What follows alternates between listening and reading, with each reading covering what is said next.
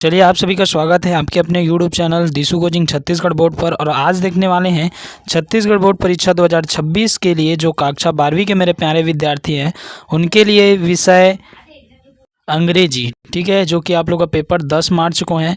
10 मार्च के पेपर के लिए यहाँ पर वेरी एमपी क्वेश्चन देखेंगे, जो कि आपका प्रबोध मॉडल पेपर, आदर्श उत्तर मॉडल पेपर, साथ ही साथ अजय माला मॉडल पेपर से लिया हुआ है। और हमारे दिशु कोचिंग के जो टीम है, ठीक है, उस टीम द्वारा क्या किया गया है, पूरा एमपी क्वेश्चन को सेलेक्ट किया गया है। तो सबसे पहले आप सभी को होली की ढेर सारी शुभकामनाएं, ठीक है। इस होली में आपको क्या करना है, नेगेटिव सोच को जलाना है और पॉजिटिव सोच को जो है निखारना है, ठीक है भाई। तो चलिए देखते हैं, जैसे कि आपके बोर्ड एग्जाम में क्वेश्चन रहेंगे सेम टू सेम पैटर्न पर यहाँ पर भी क्या किया गया है, वैसे ही क्वेश्चन है, ठीक है।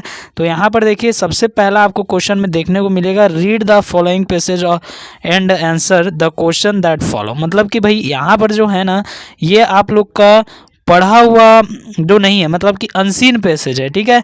तो अनसीन पैसेज जो रहेंगे उससे आपको ऑब्जेक्टिव क्वेश्चन मिलेंगे। बिल्कुल से सर जी, ऑब्जेक्टिव जैसे कि कैसे, यहाँ पर जो क्वेश्चन दिया हुआ है, ठीक है। तो यहाँ पे आपको क्या है, चूज द, क्या करना है आपको, एक ऑप्शन को चुनना है, ठीक है। तो यहाँ पर जैसे 10 मिल जाएंगे आपको, सबसे पहले क्या मिलेंगे 10, और उसके सभी के 5 आपके रहेंगे ऑब्जेक्टिव में, और यहाँ पर आपका आंसर है, ठीक है।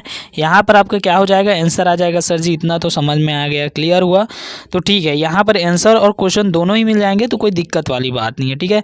उसके बाद इसी पैसेज में, ठीक है, इसी पैसेज में से आपको क्या करना है, answer the following question in 1 sentence each, ठीक है। मतलब कि 3 को आपको एनी 3 बोला गया है ना, तो जो 3 दिया हुआ है उसमें से आपको आंसर लिखना। जैसे कि यहाँ पर देखो ये जो क्वेश्चन है, ठीक है सर, ये जो क्वेश्चन है, इस क्वेश्चन का आंसर आपको ढूंढने से मिलेगा, मतलब कि पैसेज से मिल जाएगा सर। अब आप लोग का कहना होगा मेरे प्यारे गुरुजी ये बताइए कि क्वेश्चन क्या यही सेम टू सेम छपेंगे?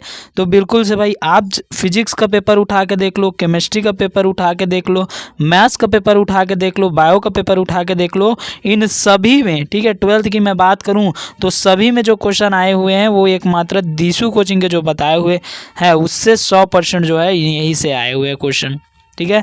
तो बिल्कुल क्लियर हुआ, बिल्कुल से सर, मतलब कि हम इसको प्रैक्टिस कर लें भैया, बार बार प्रैक्टिस कर लो, ठीक है, क्लियर हुआ। तो यहाँ पर देखिए ये हो गया, ठीक है। उसके बाद नेक्स्ट हम लोग बात करें, जैसे कि नेक्स्ट हम लोग बात करेंगे तीसरा। तो तीसरा में क्या किया गया, find the words passage which have the following meaning. मतलब कि सर उसका मीनिंग लिखना है हमको, बिल्कुल से, ठीक है। देखो यहाँ पर ऑलिव ठीक है, रेटिंग ऑफ ए, ठीक है, ये दिया हुआ है, तो इसका क्या हो जाएगा, मीनिंग यहाँ पर लिखना है आपको, क्लियर है। नेक्स्ट उसके बाद देखो ये जो 4 नंबर का है ये शुद्ध नंबर है। अब बोलोगे आप लोग कि सर हम लोग तो पैसेज में जितना आना है उतना बना लिए, बिल्कुल सही है, ठीक है। उसके बाद जो क्वेश्चन नंबर 2 होता है उस वो 4 नंबर का होगा। अब देखो यही जो हुआ था 10th क्लास के इंग्लिश में जो है गड़बड़ आ गया था। मतलब सर कैसे आ गया था, उसमें एक टाइम टेबल दिया हुआ, तो 10 क्लास के जो क्वेश्चन पेपर है उसको थोड़ा सा आप लोग देख लेना, ठीक है। सेम पैटर्न पर यही क्वेश्चन वहाँ पर दोहराया जाता है, क्लास 10 में ही ऐसे डायग्राम दिया जाता है और इस डायग्राम से आपको क्वेश्चन पूछा जाता है, ठीक है। तो जैसे कि देखो यहाँ पर नंबर ऑफ स्टूडेंट, तो नंबर ऑफ स्टूडेंट मतलब कि इंग्लिश, तो इंग्लिश में सबसे ज़्यादा स्टूडेंट की संख्या दिख रही है हमको, देखो क्योंकि ये ग्राफ थोड़ा ज़्यादा सा बड़ा है, ये खाली स्थान, ठीक है, क्लियर हुआ। उसके बाद ये वाला है, क्लियर है। उसके बाद ये वाला, फिर ये वाला, तो ये सब है, ठीक है। उसके बाद देखिए यहाँ पर जो है विच, ठीक है, language in spoken the most, मतलब सबसे ज़्यादा कौन में है, कौन से स्पोकन पर है, ठीक है। तो किस पर है, तो ये है आपका इंग्लिश। मैं पहले ही बताया था गुरुजी के यहाँ पर देखो इंग्लिश सबसे ज़्यादा हो जाएगा, तो ठीक है, इंग्लिश जो है वो क्या हो जाएगा, सबसे अधिक है, तो इंग्लिश इसका राइट आंसर। बिल्कुल सर, हमको समझ में आएगा। तो ये क्वेश्चन है, ठीक है, इसको ऐसे बनाना है। उसके बाद देखिए यहाँ पर आ जाएगा आपका फिर से पैसेज सर, फिर हमको फ्री का नंबर मिल रहा है, बिल्कुल से। क्वेश्चन नंबर 3 फिर से आपको क्या करना है, read the following passage carefully, मतलब ध्यान से पढ़ो भैया, ठीक है, and the answer the question given below it, ठीक है। तो अब फिर से पैसेज आ गया, अब इस पैसेज को आपको पढ़ना है। पैसेज को पढ़ने के बाद देखिए ये सब पूरा पैसेज है ना, ये पूरा पैसेज है। अब पैसेज को हमको क्या है, अच्छे से हम लोग पढ़ लिए। उसके बाद देखो यहाँ पर क्वेश्चन है, ठीक है। क्वेश्चन में देखो बोला गया है कि, ठीक है, on the basic of your reading of the about, ठीक है, passage make notes on it using headline, ठीक है। तो सब हेडिंग, ठीक है, यूज आपको सब हेडिंग उसमें देखने को मिलेगा, मतलब कि ये तीनों आपको बनाना है, ठीक है। नोट्स है, उसके बाद ये, ठीक है। तो क्लियर हुआ। चलिए उसके बाद देखिए यहाँ पर दूसरा है, ठीक है। ये दूसरा को आपको अच्छे से कर लेना है। उसके बाद ऐसी क्वेश्चन है, ठीक है, आप सबको देख लीजिए। अब मेन जो बात आता है उसी पैसेज से फिर रिलेटेड है यहाँ पर। Read A summary of the passage in not more than 80 word, मतलब कि 80 वर्ड से ज़्यादा नहीं होना चाहिए। क्लियर है। 80 वर्ड से यदि ज़्यादा होता है तो आपके नंबर कटने के चांसेस है 3 मार्क्स का। अब इसमें आपको क्या करना है, बहुत से विद्यार्थी इसको क्या कर देते हैं, छोड़ के आ जाते हैं। लेकिन आपको छोड़ के नहीं आना है। क्यों गुरुजी, क्यों छोड़ कर नहीं आना है? क्या हमको इसका आंसर पता नहीं रहेगा तब भी हम क्या लिखेंगे उसमें? मैं वही बताने वाला हूँ। यहाँ पर आपको क्या लिखना है, ये देखो, ये जो सेम टू सेम है ना, ये कॉपी हुआ है। कहाँ से कॉपी हुआ है? आपके पेसेज से कॉपी हुए हैं। तो उस पेसेज से 80 वर्ड आपको उठाना है, इंपॉर्टेंट जो आपके दृष्टिकोण से दिखेगा उसको आप उठा के इसमें क्या कर दोगे भैया, लिख दोगे। क्लियर, समझ में आया? तो सर हमें पेसेज से ही कॉपी करना है और 3 नंबर हमको मिल जाएंगे, तो बिल्कुल ये आपको काम करना है। क्लियर हुआ? नेक्स्ट उसके बाद देखते हैं ये टाइटल, ठीक है। ये हमने टाइटल और ये क्या हो गया आपका, समरी हो गया। क्लियर। तो यही जो पैसेज है उससे हमने समरी उठा दिया और उसको पढ़ोगे तो समझ में आ जाएगा, ठीक है। Honesty is the best policy, ठीक है। या तो फिर हॉनेस्टी ही बस लिखोगे तब भी आंसर नंबर मिल जाएंगे इसमें। क्लियर हुआ भाई? चलो नेक्स्ट देखते हैं। उसके बाद सेक्शन बी में आपका ग्रामर आपको देखने को मिलेगा। सेक्शन ए तो पूरा पैसेज था, पैसेज के बाद आपका, ठीक है, पैसेज ही पैसेज है समझो उसमें। तो सेक्शन ए बहुत इजी बनेगा। अब सेक्शन बी को हम लोग देखते हैं। बिल्कुल से गुरुजी, सेक्शन बी को देखते हैं। तो रीडिंग स्किल रहेंगे, मतलब कि इसमें ग्रामर आपको देखने को मिलेगा टोटल 8 नंबर का। इसमें 10, ठीक है, 10 यानी 10, मतलब कि 10 बनाना है, ठीक है। जैसे कि देखो, चेंज द वाइस, अब वाइस में चेंज करना है। अब मैं बता देता हूँ कि आप लोग यदि ग्रामर नहीं पढ़े होंगे तो ये बिल्कुल से आपके नहीं बनेगा, ठीक है। तो इसीलिए हम लोग 4 सेट कराएंगे, ठीक है सर जी, 4 सेट आप कराएंगे। उन चारों सेट से मेरे प्यारे भाई, उन चारों सेट का जो ग्रामर है, जो डू एज डायरेक्टेड है, उसको आपको अच्छे से याद करने है। मैं बता देता हूँ, ये जैसे कि 10 नंबर के आए हैं, ठीक है। इसमें से 8 नंबर के यहाँ पर बताए गए हैं, वो 10 नंबर से आते हैं, ठीक है। तो जैसे 10 नंबर का है तो 10 में से 8 आपका कन्फर्म फंसेगा, इतना फिक्स है। 2 नंबर नहीं फंसेगा तो नहीं फंसेगा, ठीक है। क्लियर हुआ? बिल्कुल से सर। तो आपको इसको अच्छे से समझना है, समझना चाहते हो समझ लो, पानी पी के रटना चाहते हो मेरे भाई तो पानी पी के रट लो। लेकिन बोलोगे सर हम लोग यदि बिना पढ़े इसको बनाएंगे तो नहीं बनाओगे, इसको बनेगा ही नहीं वो, ठीक है, बनेगा ही नहीं भाई। तो देखो, change the into complex sentence, ठीक है, चेंज द नरेशन। तो इनको थोड़ा थोड़ा सा आपको समझना होगा, बाकी आपके पास टाइम नहीं है, ठीक है। मोस्ट इंपॉर्टेंट डूअर्स डायरेक्टेड है ये, जो चारों सेट हम करवाएंगे और इसमें से आना ही आना है, ठीक है। क्लियर हुआ? चलो भाई, ये है सभी, ठीक है। इसमें टोटल 10 हैं, ठीक। टोटल इसमें 11-12 है, उसमें से आपको 10 हल करना है और 10 नंबर के ही रहेंगे। अब जो फ्री का नंबर है वो इस साइड आ जाएगा भाई आपका। जैसे कि देखो 6 नंबर का जो क्वेश्चन है, ठीक है, क्वेश्चन नंबर 6 है। ये बोलता है read A notice at the school notice board. आपके नोटिस बोर्ड में एक नोटिस लिखना है, ठीक है। उसमें क्या है, इन्विटिंग, ठीक है। अब यहाँ पर देखो, for a day long blood donation, donation के लिए आपको क्या है, कैंप लगने के लिए आपको सूचना देना है भाई, ठीक है। क्लियर हुआ? तो अब देखो नोटिस कैसे लिखना है, नोटिस एकदम से इजी ढंग से, ठीक है, कोई इसमें दिक्कत नहीं होने वाला है। सबसे पहले तो आप लिखो कि वो जो है, ठीक है, जो कैंप लगने वाला है वो कहाँ लगेगा, ये ऊपर में रहेगा। फिर नोटिस है तो नोटिस लिखो भाई। उसके बाद देखो ब्लड डोनेशन कैंप, ठीक है। उसके बाद बताना है the red cross security of India है ऑर्गेनाइज्ड, मतलब कि उसको जो है वहाँ पर ऑर्गेनाइज करने वाला कौन है, ठीक है। तो ये करना है भाई। अब ये लगेगा कहाँ, ठीक है, आवर स्कूल ऑफ अगस्त, ठीक है, 15। ये तारीख वगैरह आपको अच्छे से लिख लेना है। द स्टूडेंट और हाँ जो है आपको रिक्वेस्ट है to take parts of in the noble case, ठीक है। तो इस तरीके से आप क्या कर सकते हो, एक छोटा सा नोटिस जो कि 15 वर्ड्स, ठीक है, ज़्यादा नहीं, मात्र 50 वर्ड में ये होना चाहिए।